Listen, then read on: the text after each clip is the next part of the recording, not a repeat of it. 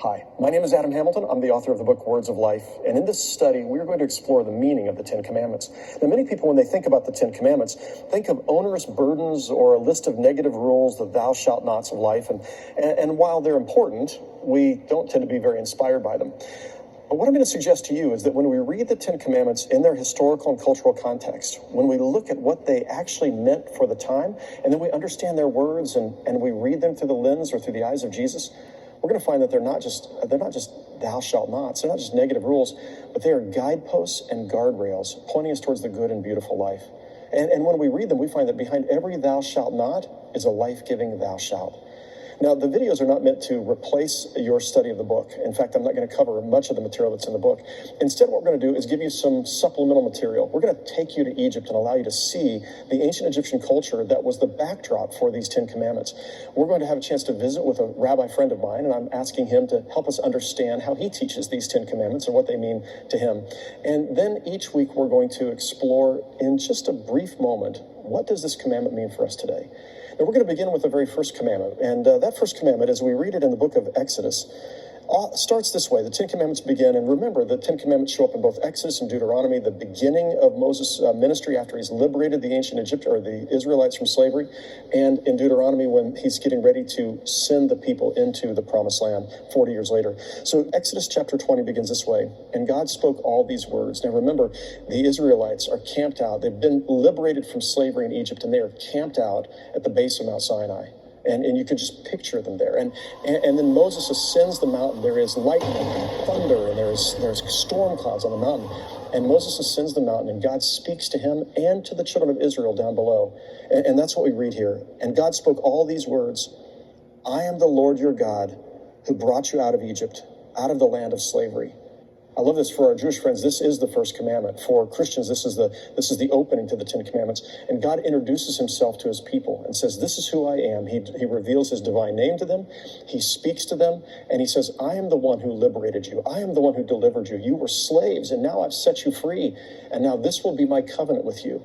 And then on to what Christians consider the first commandment. You shall have no other gods before me. No other gods before me. So with these two statements in mind, I am the Lord your God who brought you out of Egypt, out of the land of slavery, and God's first statement to them, the first commandment, you shall have no other gods before me. I'd like for us to go to Egypt. I want us to go to the place where these commandments were revealed. We're going to go to Mount Sinai. Let's head there now.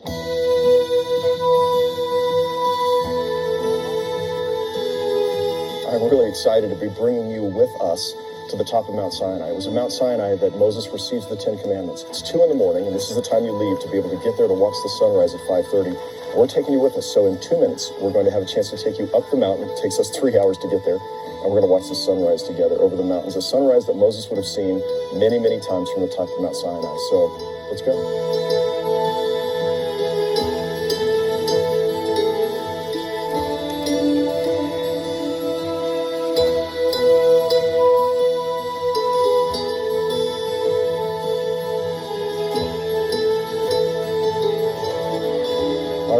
Well, we've made it about 3/4 of the way up, and most of us are a little winded by the time we get to this point. We stopped for something to drink at a little cafe that's set up here, a little just Bedouin tent, and we've got about 20 more minutes, I think, before we hit the stairway with 700 stairs until we get to the top. So let's keep climbing.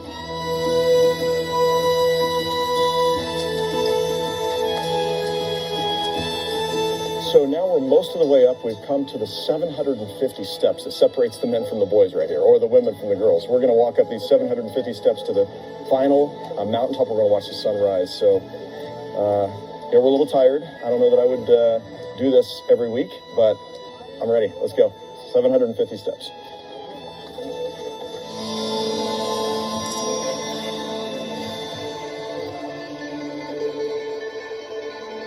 So we finally made it to the top, and I got to tell you, it was a lot harder than we thought it was going to be.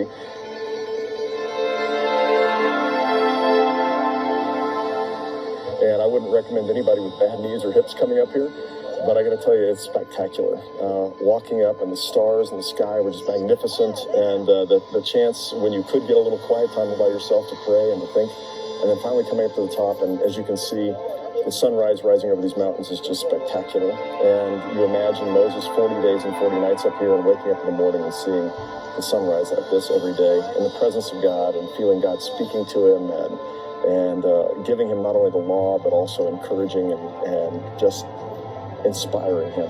And you can't come up here and not feel inspired by what you see. So I'm going to invite you just to enjoy the sunrise.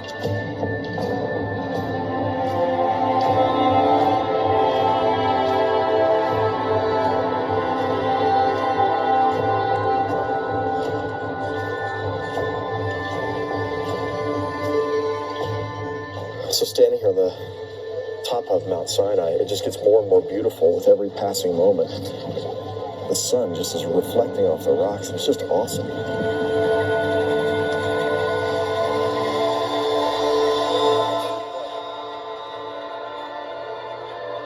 And as I sat on the top of Mount Sinai, I paused to pray the Ten Commandments.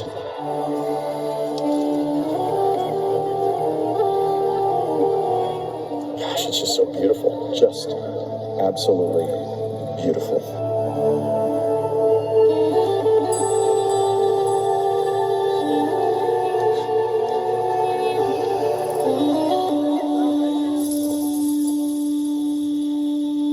I hope you loved that hike as much as I did. And there was something remarkable about standing there, watching the sunrise over the mountains in the vicinity of, if not on the very same mountain where Moses saw this same sunrise again and again and again. All right, well, I love in these videos the chance to share with you things that you would see if you were going to Egypt, or to meet people or see things that I refer to or talk about in the book. And right now I'd like to take you to visit with Rabbi Art Nimitov. He's a very good friend of mine. He is the senior rabbi at Congregation B'nai Yehuda, the largest and the oldest synagogue in the Kansas City area.